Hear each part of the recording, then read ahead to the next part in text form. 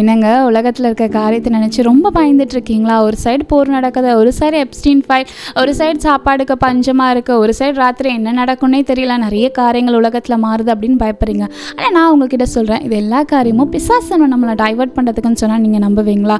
எப்படி சொல்கிறது தெரியுமாங்க? பைபிளில் எல்லாருக்கும் தெரிஞ்ச கதை 10 கன்னிஸ்திரீகள். அதில் 5 பேர் புத்தி உள்ளவங்களும் 5 பேர் புத்தி இல்லாதவங்களும். ஏன் அப்படி சொல்கிறோம் அப்படின்னா, புத்தி உள்ளவங்க எண்ணெயை எடுத்துகிட்டு போனனால மணவாளன் வரும்போது அவங்க மணவாளன் கூட போயிட்டு, ஆனால் புத்தி இல்லாதவங்க என்ன பண்ணாங்க?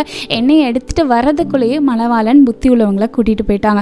நம்ம வாழ்க்கையில் நிறைய வேலையில் பிசாசன் என்ன பண்ணுறான் அப்படின்னா, நம்முடைய ஃபோக்கஸை ஆண்டவர் மேலே வைக்காமல் உலகத்துக்கு மேலே வைக்க சொல்கிறான். அதாவது இந்த காரியம் உலகத்தில் நடக்குது பாரு, எந்த விஷயம் உலகத்தில் நடக்குது பாருன்னு சொல்லிட்டு நம்மளை ஆயத்தப்படுத்த விரும்ப மாட்டேங்கிறான். அதாவது வசனம் சொல்லப்படுது, ஆமோஸ் 4:12 உன் தேவனை சந்திக்க நீ ஆயத்தப்படு. அதாவது இந்த டைமில் நமக்கு இருக்க வேண்டியது விசுவாசம். ஆனால் பிசாசனை நமக்கு தரது என்ன தெரியுமாங்க?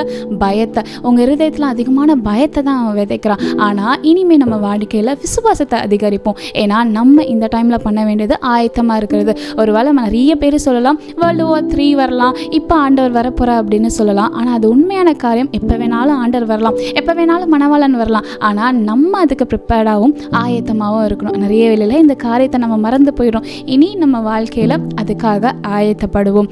ஆண்டவர் சீக்கிரமாக வரப்போ